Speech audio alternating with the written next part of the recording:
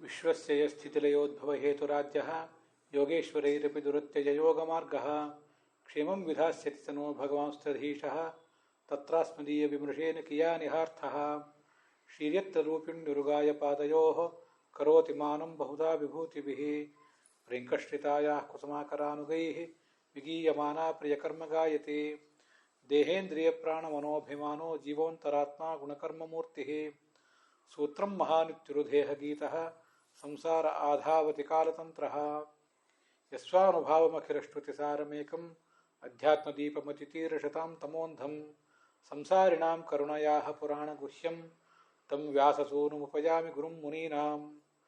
ಶ್ರೀ ಗುರುಭ್ಯೋ ನಮಃ. ಭಾಗವತದ 1ನೇ ಸ್ಕಂದದ 11ನೇ ಅಧ್ಯಾಯದ 31ನೇ ಶ್ಲೋಕ ಇವತ್ತು ನಮ್ಮ ಶ್ರವಣಕ್ಕೆ ಬರಬೇಕಾಗಿದೆ. ಅಶ್ವತ್ಥಾಮನ ಬ್ರಹ್ಮಾಸ್ತ್ರದಿಂದ ಪೀಡಿತನಾಗಿ ಈ ಪರೀಕ್ಷಿತ ಸತ್ಯ ಹೋಗುವುದರಲ್ಲಿದ್ದಾಗ ಕೃಷ್ಣ ಆತನನ್ನು ಬದುಕಿಸಿದ ಅನ್ನೋ ಕಥೆ ನೋಡಿದ್ದೇವೆ. ಅವನ ಭವಿಷ್ಯವನ್ನು ಕೂಡ ಬ್ರಾಹ್ಮಣರೆಲ್ಲ ಹೇಳಿದರು. ಮುಂದೆ ಅವನು ಪರೀಕ್ಷಿತಂತನೇ ಪ್ರಸಿದ್ಧನಾಗಿದ್ದ. ಪರೀಕ್ಷಿತಂತ ಹೆಸರು ಯಾಕೆ? ಕಳೆದ ದಿವಸ ಅದು ನೋಡಿದ್ದೇವೆ. ಒಂದು ಪರೀಕ್ಷಿ ಅಂದರೆ ಪಾಂಡವರ ವಂಶವೇ ಪರಿಕ್ಷೀಣವಾಗಿದ್ದಾಗ, ಮುಗದೇ ಹೋಯ್ತು ಇನ್ನೇನು ಅಂತಿದ್ದಾಗ ಹುಟ್ಟಿದವನಿವನು ಅಂತ ಮಹಾಭಾರತ ಹೇಳಿದೆ. ಇನ್ನು ಪರೀಕ್ಷಿತ ಸುತ್ತಮುತ್ತಲು ಎಲ್ಲ ಕಡೆಯೂ ಕೂಡ ಪರೀಕ್ಷೆ ಮಾಡ್ತಾ ಇದ್ದ. ಅವನು ಗರ್ಭದಲ್ಲಿದ್ದಾಗಲೇ ತನ್ನ ಸುತ್ತಲೂ ಭಗವಂತ ಇರುವುದನ್ನು ನೋಡಿ ಪರೀಕ್ಷೆ ಮಾಡ್ತಿದ್ದ. ಅದಾದ ಮೇಲೆ ಗರ್ಭದಿಂದ ಹೊರಗೆ ಬಂದ ಮೇಲೆ ಕೂಡ ಗರ್ಭೇ ದುಷ್ಟ ಮನುಧ್ಯಾಯನ್, ಇಲ್ಲಿ ಶ್ಲೋಕ 2 ಥರ ಇದೆ. ಅದನ್ನು ಕಳೆದ ದಿವಸ ಹೇಳಿದ್ದೆ. ಇನ್ನೊಂದು ಬಾರಿ ಎಲ್ಲರ ಅವಗಾಹನೆಗಾಗಿ ಹೇಳ್ತಿದ್ದೇನೆ. ವಿಜಯಧ್ವಜರು, ಯಾದವಾರ್ಯರು ಮೊದಲಾದವರು ವ್ಯಾಖ್ಯಾನ ಮಾಡಿರುವಂತೆ ಸರ್ಪದೃಷ್ಟಿ ಮನುಧ್ಯಾಯನ್, ತಾನು ಸರ್ಪ ಕಚ್ಚಿ ಸಾಯ್ತೀನಿ ಅಂತ ಗೊತ್ತಿತ್ತು ಅವನಿಗೆ. ಯಾರು ಬಂದರೆ ಇವರು ಬಂದವರಲ್ಲಿ ಯಾರೊಬ್ಬರು ತಕ್ಷಕರಿದ್ದಾನ ಅಂತ ಅವನಿಗೊಂದು ಆತಂಕ ಆಗ್ತಿತ್ತಂತೆ ಅಂತ ಇದು ವಿಜಯಧ್ವಜರು ಯಾದವಾರ್ಯರು ಮಾಡಿದ ವ್ಯಾಖ್ಯಾನ. ಗೋವಿಂದಾಚಾರ್ಯರು ಹಾಗೆ ಹೇಳಿದ್ದಾರೆ. ಆದರೆ ನನಗೆ ಈ ಪಾಠಕ್ಕಿಂತ ಗರ್ಭದೃಷ್ಟ ಮನುಧ್ಯಾಯನ್ ಪರೀಕ್ಷೇತ ನರೇಶ್ವಿಹ ಅಂತ ಇನ್ನೊಂದು ಪಾಠ ಇದೆ. ಆ ಪಾಠ ನನಗೆ ಹೆಚ್ಚು ಸಂತೋಷ ಕೊಟ್ಟಿದೆ. ಯಾಕೆ ಅಂದರೆ ತಾನು ಸರ್ಪಕಚ್ಚಿ ಸಾಯ್ತೀನಿ ಅಂತ ಗೊತ್ತಿತ್ತು. ಅವನು ಬಂದವರನ್ನೆಲ್ಲ ಬಂದವರಲ್ಲಿ ಯಾರು ಒಬ್ಬರು ತಕ್ಷಕ ಇದ್ದಾನ ಅಂತ ವಿಚಾರ ಮಾಡುವಷ್ಟು ಸಾವಿಗೆ ಹೆದರುವ ಮನುಷ್ಯ ಆಗಿರಲಿಲ್ಲ. ಅದು ಅಷ್ಟು ಹಾಗೆ ಅಂಥ ಮಹನೀಯ. ಇನ್ನೇನು ಮೋಕ್ಷಕ್ಕೆ ಹೋಗ್ಬೇಕಾದವನು ಅವನು. ಕೊನೆಯ ಜನ್ಮ ಅವನಿಗೆ. ಭೇಜೆ ಖಗೆಯಿಂದ ಧ್ವಜಪಾದ ಮೂಲಂ ಅಂತ ಹೇಳ್ತಾರೆ ಅವನ ಬಗ್ಗೆ. ಆದ್ದರಿಂದ ಅವನಿಗೆ ಆ ಥರದ ಆತಂಕ ಇತ್ತು ಅಂತ ನಾವು ಭಾವಿಸೋದು ಕಷ್ಟ. ಆದರೆ ಗರ್ಭೇ ದೃಷ್ಟ ಮನುಧ್ಯಾಯನ್, ನಾನು ನಮ್ಮ ಗರ್ಭದ ಒಳಗಿದ್ದಾಗ ಭಗವಂತನ ನೋಡ್ತಾ ಇದ್ನಲ್ಲ, ನನ್ನ ಸುತ್ತಮುತ್ತಲು ಯಾರು ಕೂಡ ನನ್ನ ರಕ್ಷಣೆಗಾಗಿ ಬರೋರಿದ್ದಾರೋ ಹೇಗೆ ಅಂತ ಅವನು ನೋಡ್ತಿದ್ದ. ಭಗವಂತ ಯಾವುದಾದ್ರೂ ರೂಪದಲ್ಲಿ ಬಂದಿದ್ದಾನ ಅಂತ ಜನರನ್ನು ಗಮನಿಸ್ತಾ ಇದ್ದ ಅಂತ ಆ ಪಾಠ ಹೆಚ್ಚು ಚೆನ್ನಾಗಿದೆ. ಆಯಿತು. ಸ ರಾಜಪುತ್ರೋ ವವೃಧೆ ಆಶು ಶುಕ್ಲ ಇವೋಡುಪಹ, ಅವನು ಹೇಗೆ ಬೆಳೆದ ಅಂದರೆ ಈ ಶುಕ್ಲ ಪಕ್ಷದಲ್ಲಿ ಚಂದ್ರ ಬೆಳೆಯುವಂತೆ ಇವನ ತಾತಂದಿರು 5 ಜನ ಪಾಂಡವರು ಅವನನ್ನು ಹೇಗೆ ಬೌದ್ಧಿಕವಾಗಿಯೂ ಮತ್ತು ದೈಹಿಕವಾಗಿ ಪೋಷಿಸಿದರು, ಹಾಗೆ ಇವನು ಕೂಡ ಪೋಷಿಸಲ್ಪಟ್ಟ ಅಂತ ಅದರ ಅಭಿಪ್ರಾಯ. ಅಲ್ಲಿ ಆಚಾರ್ಯರು ಭಾಗವತ ತಾತ್ಪರ್ಯ ಹೀಗೆ ಹೇಳ್ತಾರೆ. ಪೂರಯಂತಿ ದಿಶಸ್ಸೋಮಂ ದೇವ ಗಾವಹ ಸರಸ್ವತಿ ಅಂತ.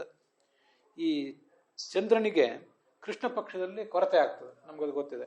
ಶುಕ್ಲ ಪಕ್ಷದಲ್ಲಿ ಆತನ ಕಲೆಗಳನ್ನು ದಿಗ್ದೇವತೆಗಳು ಮತ್ತು ದೇವತೆಗಳು, ಹಾಗೆ ಗೋವುಗಳು, ಸರಸ್ವತಿ ಇವರೆಲ್ಲರೂ ಕೂಡ ಆತನ ಅಭಿವೃದ್ಧಿಗೆ ಕಾರಣರಾಗ್ತಾರೆ ಅಂತ ಅಲ್ಲಿ ಒಂದು ಕಡೆ ಬಂದಿದೆ. ಕಾಷ್ಠಾಭಿಹಿ ವಿಜಯಧ್ವಜರು ಬರೀತಾರೆ.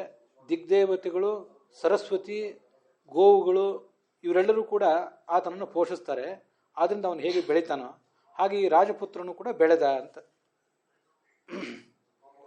ಅಲ್ಲಿ ಕಾಷ್ಠಾಭಿಹಿ ಅಂತಿದೆಯಲ್ಲ, ಕಾಷ್ಠ ಅಂದರೆ ಕಲೆಗಳು ಅಂತ ಅದರ ತಾತ್ಪರ್ಯ. 15 ಕಲೆಗಳು ಹೀಗೆ ಅದರ ಅಭಿಪ್ರಾಯ ಹೇಳ್ತಾರೆ.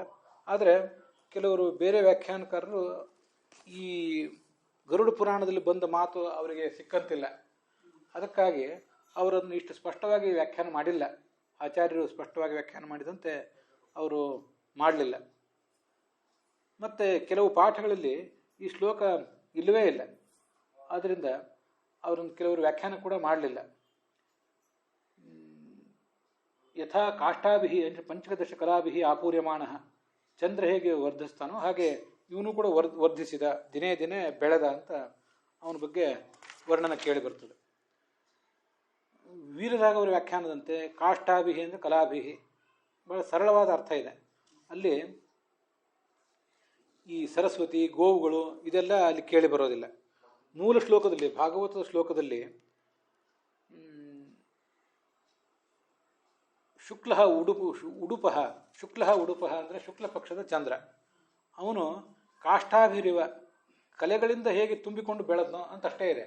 ಆ ಕಲೆಗಳನ್ನು ಯಾರು ತುಂಬುತ್ತಾರೆ ಅನ್ನುವಂಥ ವರ್ಣನೆ ಬೇರೆಯವರ ವ್ಯಾಖ್ಯಾನದಲ್ಲಿ ಕಾಣಿಸೋದಿಲ್ಲ.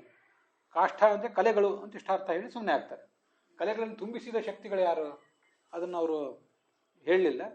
ಆದರೆ ಆಚಾರ್ಯರು ಅದನ್ನು ತೋರಿಸಿಕೊಟ್ಟಿದ್ದಾರೆ.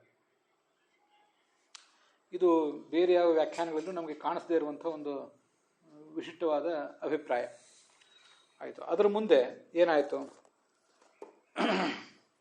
ಈ ಧರ್ಮರಾಜ ತಾನು ಬಂಧುಗಳನ್ನು ಹತ್ಯೆ ಮಾಡಿ ಆ ಮೂಲಕ ಸಾಮ್ರಾಜ್ಯ ಏರಿದ್ನಲ್ಲ, ಅವನಿಗೊಂದು ನೋವಿತ್ತು, ಬಂಧುಗಳ ಹತ್ಯೆಗೆ ಕಾರಣ ನಾನಲ್ಲ ನಾನು ಅಂತ. ಅದಕ್ಕಾಗಿ ಅಶ್ವಮೇಧ ಯಾಗ ಮಾಡುವಂತ ಅವನಿಗೆ ವ್ಯಾಸರು, ಕೃಷ್ಣ ಮೊದಲಾದವರೆಲ್ಲರೂ ಕೂಡ ಹೇಳಿದರು, ನೀನು ಮಾಡಿದ್ದು ತಪ್ಪೇನಿಲ್ಲ, ಆದರೂ ತಪ್ಪು ಅಂತ ನಿನಗೇನಾದರೂ ಒಂದು ವೇಳೆ ನೋವಿದ್ದರೆ ಅಶ್ವಮೇಧ ಯಾಗ ಮಾಡು, ಅಶ್ವಮೇಧ ಯಾಗ ಮಾಡಿ ಈ ಪಾಪವನ್ನು ಪರಿಹಾರ ಮಾಡಿಕೋ ಅಂತ ಅವನಿಗೊಂದು ಸಮಾಧಾನ ಹೇಳಿದರು. ಅದಕ್ಕಾಗಿ ಅಶ್ವಮೇಧ ಯಾಗ ಮಾಡಬೇಕು ಅಂತ ಸಂಕಲ್ಪ ಏನೂ ಮಾಡಿದ. ಆದರೆ ಅಶ್ವಮೇಧ ಯಾಗ ಮಾಡಲಿಕ್ಕೆ ದೊಡ್ಡ ಪ್ರಮಾಣದ ಸಂಪತ್ತು ಬೇಕಲ್ಲ, ಸಂಪತ್ತನ್ನು ಎಲ್ಲಿಂದ ತರುವುದು ಅಂತ ಮತ್ತೊಂದು ಚಿಂತೆ. ಈಗಾಗಲೇ ಪ್ರಜೆಗಳು ದೊಡ್ಡ ಪ್ರಮಾಣದ ಯುದ್ಧ ನಡೆದಿರುವುದರಿಂದ ಸಂಪತ್ತೆಲ್ಲ ಕರಗಿ ಹೋಗಿರ್ತದೆ. ಯಾರನ್ನು ಸಂಪತ್ತನ್ನು ಕೇಳುವುದು, ಕರ ಹಾಕುವುದು ಹೇಗೆ, ದಂಡ ಹಾಕುವುದು ಹೇಗೆ?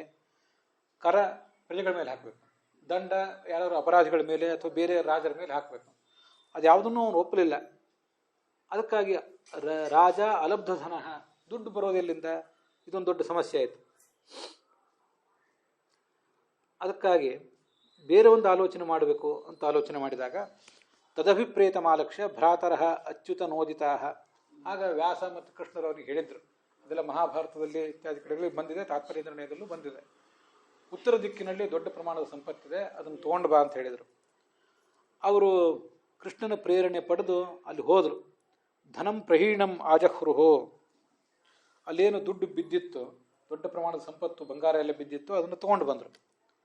ಆಜಹ್ರುಹು ಉದಿತ್ಯಾಹ ಭೂರಿಶೋ ದಿಶಃ, ಈ ಯಾಗ ಮಾಡಿದ ಬಳಿಕ ಏನಾದರೂ ಸಂಪತ್ತು ಉಳಿದಿದ್ರೆ ಅದನ್ನು ಅಲ್ಲೇ ಬಿಟ್ಟು ಹೋಗಬೇಕು ಅಂತ ಶಾಸ್ತ್ರದ ಒಂದು ವಿಧಾನ.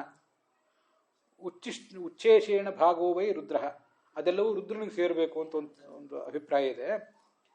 ರುದ್ರನ ಅಂತರ್ಯಾಮಿ ಆದವನು ಪರಶುರಾಮ, ಆ ಪರಶುರಾಮನನ್ನು ಧ್ಯಾನಿಸಿ ದುಡ್ಡು ತೊಗೊಂಡು ಬಂದರು ಅಂತ ತಾತ್ಪರ್ಯ ನಿರ್ಣಯ ಹೇಳ್ತದೆ.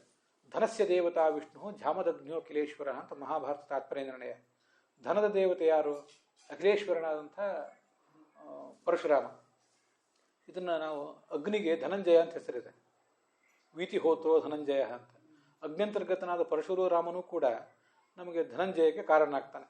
ಐಹಿಕವಾದ ಸಂಪತ್ತು ಮತ್ತು ಧ್ಯಾನ ಸಂಪತ್ತು ಅವೆರಡಕ್ಕೂ ಕೂಡ ಪರಶುರಾಮ ದಾಯಕ ಅಂತ ಅವನನ್ನು ಉಪಾಸನೆ ಮಾಡಬೇಕು.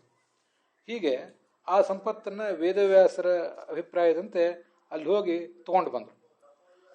ಇದು ವಾಸ್ತವಿಕವಾದ ಕಥೆ ಏನು, ಮಹಾಭಾರತದಲ್ಲಿ ಬಂದಿರುವಂಥ ಕಥೆ ಏನು ಅಂದರೆ, ಆ ಸಂಪತ್ತನ್ನು ತರಲಿಕ್ಕೆ ಅಂತ ಅವ್ರು ಏನು ಹೋಗಿದ್ರಲ್ಲ, ಅವರು ಒಳಗೆ ಬರುವಾಗ ಈ ಮಗು ಸಾಯುವ ಪ್ರಸಂಗ ಬಂದಿತ್ತು. ಈ ಜನಮೇಜಯ ಅದು ಪರೀಕ್ಷಿತ ಸಾಯುವ ಪ್ರಸಂಗ ಬಂದಾಗ ಅಲ್ಲಿ ಕೃಷ್ಣ ಅದೇ ಪ್ರಸಂಗದಲ್ಲಿ ಹಸ್ತಿನಾವತಿಗೆ ಕಾಲಿಟ್ಟವನು ಆ ಸ್ತ್ರೀಯರ ಗೋಳಾಟ ಕೇಳಿ ಅಲ್ಲಿಗೆ ಬಂದು ಮಗುವನ್ನು ಆಪಾದ ಮಸ್ತಕ ಸ್ಪರ್ಶಿಸಿ ಅದನ್ನು ಪುನರುಜ್ಜೀವಿತ ಮಾಡಿದ ಅಂತ ಕಥಾ. ಭಾಗವತದಲ್ಲಿ ಸ್ವಲ್ಪ ಹಿಂದೆ ಮುಂದಾಗಿರ್ತದೆ. ಪರೀಕ್ಷಿತ ಬದುಕಿದ ಕಥೆಯನ್ನು ಮೊದಲು ಹೇಳಿಬಿಟ್ಟಿದ್ದಾರೆ, ಸಂಪತ್ತು ತಂದರು ಅಂತ ಈಗ ಹೇಳ್ತಿದ್ದಾರೆ. ಇದು ಕಥೆ. ಸ್ವಲ್ಪ ಅದ್ರ ಬಗ್ಗೆ, ಆ ಘಟನಾಕ್ರಮಗಳ ಬಗ್ಗೆ, ಆರ್ಡರ್ ಬಗ್ಗೆ ಸ್ವಲ್ಪ ನಮಗೆ ಗಮನ ಇರಬೇಕು. ತೇನ ಸಂಭೃತ ಸಂಭಾರ, ಅದೇನು ಸಂಪತ್ತು ತಂದ ಅದನ್ನು ನೋಡಿ 3 ಅಶ್ವಮೇಧ ಯಾಗಗಳನ್ನು ಮಾಡಿದ, ಭಗವಂತನನ್ನು ಧ್ಯಾನಿಸಿದ. 3 ಅಶ್ವಮೇಧ ಯಾಗ 15 ವರ್ಷ ನಡೀತು ಅಂತ ಮಹಾಭಾರತ ತಾತ್ಪರ್ಯ ನಿರ್ಣಯದಲ್ಲಿದೆ. 5 ಜನ ಪಾಂಡವರಿದ್ದರು, 3 ಅಶ್ವಮೇಧ ಯಾಗ, ಒಬ್ಬೊಬ್ಬರಿಗೂ ಸಂಬಂಧಪಟ್ಟಂತೆ ಒಟ್ಟು 15 ವರ್ಷ ದೀರ್ಘಕಾಲ ನಡೆದಿತ್ತು. ಹರಿ ಅಂತ ಬಂದಿದೆ ಅಲ್ಲಿ. ಹರಿ ಅಂತನೋ ಶಬ್ದವೂ ಕೂಡ ಆಕಸ್ಮಿಕ ಅಲ್ಲ, ಅದಕ್ಕೂ ಒಂದು ಅರ್ಥ ಇದೆ. ಇಡೋಪಹೂತೋ ಗೇಹೇಶು ಹರೇ ಭಾಗಂ ಕೃತುಷ್ವಹಂ. ವರ್ಣೋಮಿ ಹರಿತಶ್ರೇಷ್ಠ ತಥೋ ಹರಿರಹಂ ಸ್ಮೃತಃ ಅಂತ ಕೃಷ್ಣನೇ ಹರಿಶಬ್ದದ ಅರ್ಥವನ್ನು ಹೇಳಿದ್ದು ಮಹಾಭಾರತದಲ್ಲಿ ಮೋಕ್ಷ ಪರ್ವದಲ್ಲಿದೆ. ಆಚಾರ್ಯರು ಅದನ್ನು ಗೀತಾ ಪ್ರಸ್ಥಾನದಲ್ಲಿ ಕೋಟ್ ಮಾಡಿದ್ದಾರೆ. ಇಳ ಅಂತ ಒಂದು ವೇದ ಮಂತ್ರ ಇದೆ, ಹಿಂದೆ ಮಹಾಭಾರತ ಪ್ರವಚನದಲ್ಲಿ ಹೇಳಿದ್ದೆ, ಈಗ ಸ್ಮರಣದಲ್ಲಿಲ್ಲ. ನಾವು ಭಗವಂತನನ್ನು ನಮ್ಮ ಮನೆಯಲ್ಲಿ ಒಂದು ವೈಶ್ವದೇವ ನಡೆದ್ರು ಅಥವಾ ಯಾವುದೇ ದೊಡ್ಡ ಹೋಮ ನಡೆದ್ರು, ಯಜ್ಞ ಮಂಟಪದಲ್ಲಿ, ಸಮಾಜದಲ್ಲಿ, ವೈಯಕ್ತಿಕವಾಗಿ ನಮ್ಮ ಕುಟುಂಬದಲ್ಲಿ ಎಲ್ಲೇ ಯಜ್ಞ ನಡೆದ್ರು, ಗೇಹೇಶು ಅಂತ ಬಂದಿದೆ ಅಲ್ಲಿ, ಮನೆಗಳಲ್ಲಿ ನಮ್ಮ ಯಜ್ಞ ನಡೆದಾಗ ಆ ಯಜ್ಞಕ್ಕೆ ಭಗವಂತ ಆ ಮಂತ್ರದಿಂದ ಅವನನ್ನು ಕರೆದಾಗ ಬರ್ತಾನೆ. ಹರೇ ಭಾಗಂ, ಹರತೆ ಅಂತಂದರೆ ಪಾಪವನ್ನು ಹರತೆ ಅಂತ ಒಂದು ಅರ್ಥ ಕೇಳಿದೀವಲ್ಲ, ಮನಸ್ಸನ್ನು ಹರಣ ಮಾಡ್ತಾನೆ, ಸುಂದರ ಅಂತ ಮತ್ತೊಂದು ಅರ್ಥ ಕೇಳಿದೀವಲ್ಲ. ಆಹುತಿಂ ಹರತಿ ಇತಿ ಹರಿ, ಆಹುತಿಯನ್ನು ಸ್ವೀಕಾರ ಮಾಡೋದ್ರಿಂದ ಹರಿ, ಅದಕ್ಕೆ ಇಲ್ಲಿ ಹರಿ ಅನ್ನೋ ಶಬ್ದನ್ನೇ ಪ್ರಯೋಗ ಮಾಡಿದ್ದಾರೆ. ಹರಿತ ಬಣ್ಣ, ಕಪ್ಪು ಬಣ್ಣ ಇರುವುದು ಕೂಡ ಸರಿಯೇ. ಆಹುತೋ ಭಗವಾನ್ ರಾಜ್ಞ, ಅವನ ಕೃಷ್ಣ ಅಲ್ಲಿಗೆ ಬಂದ, ಯಜ್ಞವನ್ನು ಮಾಡಿಸಿದ. ವೇದವ್ಯಾಸರಿದ್ದರು, ಸ್ವಯಂ ಕೃಷ್ಣನೂ ಕೂಡ ಇದ್ದ.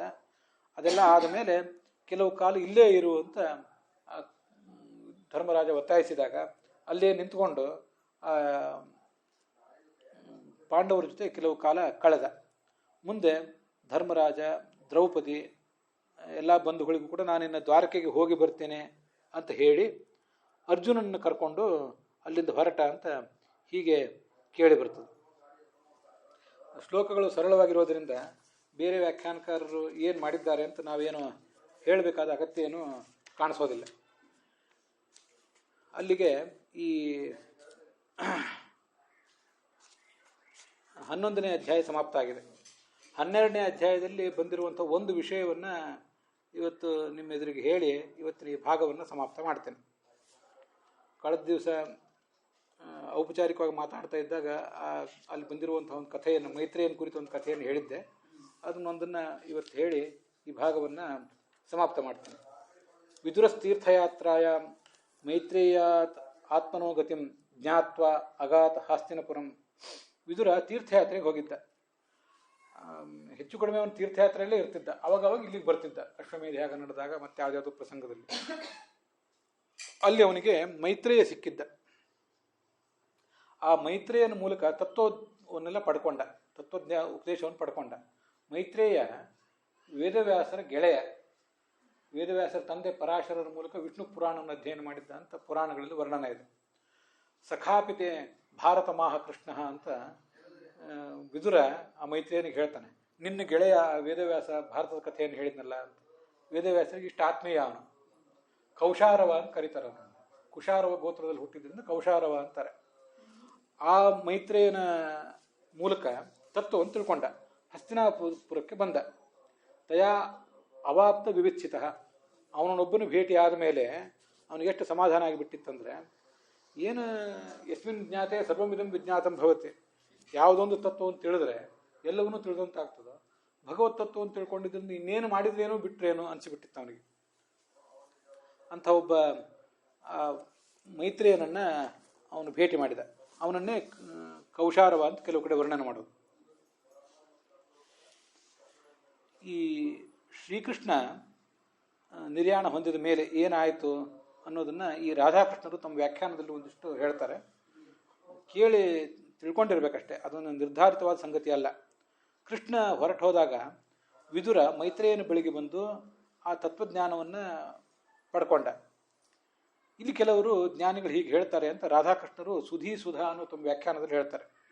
ಕೃಷ್ಣ ತನ್ನ ದೇಹವನ್ನು ಬಿಟ್ಟ ಮೇಲೆ ಆ ಮೈತ್ರೇಯನಲ್ಲಿ ಸನ್ನಿಹಿತನಾಗಿದ್ದ. ಮೈತ್ರೇಯನಲ್ಲಿ ಸನ್ನಿಹಿತನಾಗಿದ್ದು ಆ ತತ್ವಜ್ಞಾನವನ್ನು ಅವನಿಗೆ ಕೊಟ್ಟ. ಮೊದಲೇ ಕೊಟ್ಟಿದ್ದ, ಮತ್ತಷ್ಟು ತತ್ವಜ್ಞಾನವನ್ನು ಉಪದೇಶ ಮಾಡಿದ. ಮೈತ್ರೇಯ ಜಗದ್ಗುರು ಅಂತ ಪ್ರಸಿದ್ಧನಾದ. ಅವನೇ, ಆ ಮೈತ್ರೇಯನೇ ಕಾಲೇ ಕಾಲೇ ಸಹ ಸಿದ್ಧಪುರುಷ ಶರೀರಾಣಿ ಆಶ್ರಿತ್ಯ ಲೋಕಾಯ ಬ್ರಹ್ಮವಿದ್ಯಾಂ ದದಾತಿ. ಮುಂದೆ ಮೈತ್ರೇಯನ ಬಳಿಕವೂ ಕೂಡ ಯಾರ್ಯಾರು ಜ್ಞಾನಿಗಳು ಜಗತ್ತಿನಲ್ಲಿ ತತ್ವೋಪದೇಶ ಮಾಡಬೇಕಾಗಿದ್ದರೆ ಅಲ್ಲಿ ಈ ಮೈತ್ರೇಯನೇ ಇದ್ದು ಆ ತತ್ವೋಪದೇಶವನ್ನು ಮಾಡ್ತಾನೆ. ಇದು ಗೊತ್ತಿರೋದು. ಜೀಸಸ್ ಪ್ರಭುರಪಿ ಅನೇನೈವ ಮೈತ್ರೇಯ ತೀರಿಸ ಅನುಗ್ರಹೀತ. ಜೀಸಸ್ ಕ್ರೈಸ್ಟ್ ಕೂಡ ಇದೇ ಮೈತ್ರೇಯನ ಅನುಗ್ರಹವನ್ನು ಪಡೆದು ತತ್ವೋಪದೇಶ ಪಡ್ಕೊಂಡ ಅಂತದ ಕಥೆ. ಮೈತ್ರೇಯಾವಿಷ್ಟೇನ ಹಿ ತೇನ ಪ್ರಭುಣ ಮೈತ್ರೇಯನ ಆವೇಶವನ್ನು ಪಡೆದಂಥ ಆ ಜೀಸಸ್ಸು ಸನಾತನ ವಿದ್ಯೆಯನ್ನು ಕ್ರೈಸ್ತ ಬಾಂಧವರಿಗೆಲ್ಲರಿಗೂ ಉಪದೇಶ ಮಾಡಿದ, ಲೋಕದಲ್ಲಿ ಬೆಳಕಿಗೆ ತಂದ ಅಂತ. ಇದ್ದದ್ ವಿಭೂತಿ ಮತ್ಸತ್ವಂ ಶ್ರೀಮದ್ ಊರ್ಜಿತಮೇವವ ತತ್ತದೇವ ಅವಗಚ್ಛತ್ವಂ ಅಂತ. ಹೀಗೆ ಎಲ್ಲಿಯೇ ಒಂದು ಶ್ರೇಷ್ಠವಾದ ವ್ಯಕ್ತಿತ್ವ ಎಲ್ಲಿಯಾದರೂ ಇದ್ದರೆ ಅದರಲ್ಲಿ ನಾನೇ ಇರ್ತೀನಿ ಅಂತ ಭಗವಂತ ಹೇಳಿದ್ದು ಭಗವದ್ಗೀತಾದಲ್ಲಿ ಈ ದೃಷ್ಟಿಯಿಂದ. ಈ ಬೈಬಲ್ ಮೊದಲಾದ ಗ್ರಂಥಗಳಲ್ಲಿ ಕ್ರಿಸ್ತ ತಾನು ಹುಟ್ಟಿದಾಗ ಏನೇನು ನಡೆದಿತ್ತು ಅಂತ ಅನ್ನೋದ್ರ ಬಗ್ಗೆ ಒಂದಿಷ್ಟು ವರ್ಣನೆ ಇದೆ. ಅವನು ಮುಂದೆ ದೊಡ್ಡವನಾದಾಗ ಏನು ಮಾಡಿದ ಅದು ಹೆಚ್ಚು ವರ್ಣನೆ ಇಲ್ಲ. ಅಂದರೆ ಬಾಲ್ಯದಲ್ಲಿ ಅವ್ರು ಟೀನೇಜ್ನಲ್ಲಿ ಏನು ಮಾಡಿದ ಅಂತ ವರ್ಣನೆ ಇಲ್ಲ. ಮುಂದೆ ದೊಡ್ಡವನಾದ್ಮೇಲೆ ಎಲ್ರಿಗೂ ಉಪದೇಶ ಮಾಡಲಿಕ್ಕೆ ತೊಡಗಿದ ಅಂತಿದೆ. ಆ ನಡುವಿನ ಕಥೆ ಇಲ್ಲ, ಎಲ್ಲಿಯೂ ಬೈಬಲ್ನಲ್ಲೇ ಇಲ್ಲ. ಅದಕ್ಕಾಗಿ ಅನೇಕ ಪುಸ್ತಕಗಳು ಆ ವಿಷಯದಲ್ಲಿ ಬಂದು ಹೋಗಿವೆ. ಪುಸ್ತಕಗಳು ಏನು ಹೇಳ್ತವೆ ಅಂದರೆ, ಅವನು ಭಾರತಕ್ಕೆ ಬಂದಿದ್ದ, ಇಲ್ಲೆಲ್ಲ ಸಂಚಾರ ಮಾಡಿದ, ಅದನ್ನೆಲ್ಲ ಅಧ್ಯಯನ ಮಾಡಿದ್ದಾನೆ, ಎಲ್ಲ ಭಾರತದ ತತ್ವಜ್ಞಾನಿಗಳಿಂದ ಅದನ್ನು ಅಧ್ಯಯನ ಮಾಡಿ ಅದನ್ನು ತೊಗೊಂಡೋಗಿ ಅವನು ಜಗತ್ತಿಗೆಲ್ಲ ಉಪದೇಶ ಮಾಡಿದ ಅಂತ. ಅನೇಕ ಜನರಿಗೆ ನಮ್ಮಲ್ಲಿ ಗೊತ್ತಿರೋದಿಲ್ಲ, ಎಲ್ಲ ಕ್ರೈಸ್ತರು ಕೂಡ ಭೇದವಾದಿಗಳು. ಎಲ್ಲ ಕ್ರೈಸ್ತರು, ಎಲ್ಲ ಮುಸಲ್ಮಾನರು ಕೂಡ ಭೇದವಾದಿಗಳು, ಯಾರೂ ಅಭೇದವಾದಿಗಳಲ್ಲ. ಭಗವಂತನು ನಿರ್ಗುಣ ಅನ್ನಲಿ ನಿರಾಕಾರ ಅನ್ನಲಿ ಅದು ವಿಚಾರ ಬೇರೆ, ಆದರೆ ಭೇದವಾದಿಗಳು. ಅವರು ಭೇದವಾದಿಗಳು ಅನ್ನೋದು ನಮ್ಮವರಿಗೆ ಅನೇಕ ಜನರಿಗೆ ಗೊತ್ತಿಲ್ಲ. ಮತ್ತು ಅಹಂ ಬ್ರಹ್ಮಾಸ್ಮಿ ಅಂತ ಉಪನಿಷತ್ನಲ್ಲಿ ಏನು ಮಾತು ಕೇಳಿ ಬರ್ತದೆ, ನಾನು ಬ್ರಹ್ಮ ಅಂತ, ಅದಕ್ಕೆ ಸ್ಥೂಲವಾದ ಅರ್ಥ ಎಲ್ಲರೂ ಹೇಳ್ತಾರೆ. ನಾನು ಬ್ರಹ್ಮ ಅಂತ ಅರ್ಥ ಅಲ್ಲ, ಆವಾಗ ಹರಿವಂಶದಲ್ಲಿ ಹೇಳಿದೆ. ಅಹಂ ಅಂದರೆ ಅದು ಭಗವಂತನ ಒಂದು ಪರ್ಯಾಯ ಪದ, ಬ್ರಹ್ಮ ಅನ್ನೋದು ಒಂದು ಪರ್ಯಾಯ ಪದ, ತ್ವಮ್ ಅನ್ನೋದು ಒಂದು ಪರ್ಯಾಯ ಪದ ಅಂತ ಹೇಳಿದ್ನಲ್ಲ. ಇದನ್ನ ಕೆಲವರು ಆ ತತ್ವಜ್ಞಾನಿಗಳು ಇದನ್ನು ಕೆಲವರು ಅಭ್ಯಾಸ ಮಾಡಿದ್ರು, ಅಹಂ ಬ್ರಹ್ಮಾಸ್ಮಿ ತತ್ವಮಸಿ ಅಂತ ಅನ್ನೋದನ್ನು. ಇವತ್ತಿಗೂ ಕೂಡ ಬೈಬಲಿನ ಹಳೆಯ ಒಡಂಬಡಿಕೆಯಲ್ಲಿ ಮೋಸೆಸ್ ಜನರಿಗೆ ಉಪದೇಶ ಮಾಡುವಂಥ ಒಂದು ಪ್ರಸಂಗ ಇದೆ. ಮೋಸೆಸ್ ಕೇಳ್ತಾನೆ, ನಾನು ಭಗವಂತನ ಪರವಾಗಿ ಬಂದಿದ್ದೀನಿ, ನಿಮಗೆಲ್ಲ ತತ್ವೋಪದೇಶ ಮಾಡ್ತೇನೆ ಅಂತ. ಯಾರ ಭಗವಂತ ಅಂತ ಅವ್ರು ಕೇಳ್ತಾರೆ. ಅವ್ರು ಕೇಳಿದ್ದಕ್ಕೆ ಇವನು ಹೇಳ್ತಾನೆ, ಭಗವಂತನ ಹೆಸರು ಐ ಆಮ್ ಅಂತ. ಅದು ಬೈಬಲ್ನಲ್ಲಿ ಹೀಗೆ ಮಾತಿದೆ ಹಳೆ ಒಡಂಬಡಿಕೆಯಲ್ಲಿ, I am has sent me to you ಅಂತ. ನನ್ನನ್ನು ನಿಮ್ಮ ಬಳಿಗೆ ಯಾರು ಕಳಿಸಿದ್ದಾರೆ ಅಂದರೆ ಐ ಆಮ್ ಹ್ಯಾಸ್ ಸೆಂಟ್ ಅಂತ.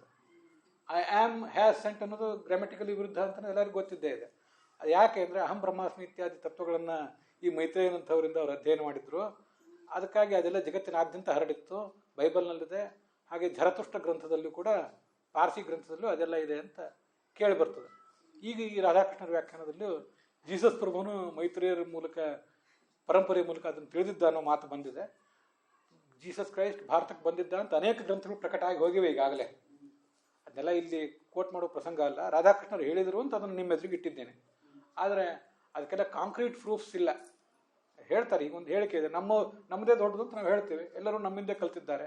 ವಿಷಯ ಸರಿ, ಜೀಸಸ್ ಕ್ರೈಸ್ಟ್ ಇಲ್ಲಿಗೆ ಬಂದಿದ್ದನ್ನ ಅದಕ್ಕೆ ಬಲವಾದ ಆಧಾರಗಳೇನು ಕಾಣಿಸೋದಿಲ್ಲ. ಅದಷ್ಟು ವಿಷಯವನ್ನು ಇಲ್ಲಿ ಹೇಳಿದ್ದೀನಿ. ಇವತ್ತಿಗೆ ಅಲ್ಲಿಗೆ ಈ ಭಾಗ ಸಮಾಪ್ತವಾಗಿದೆ.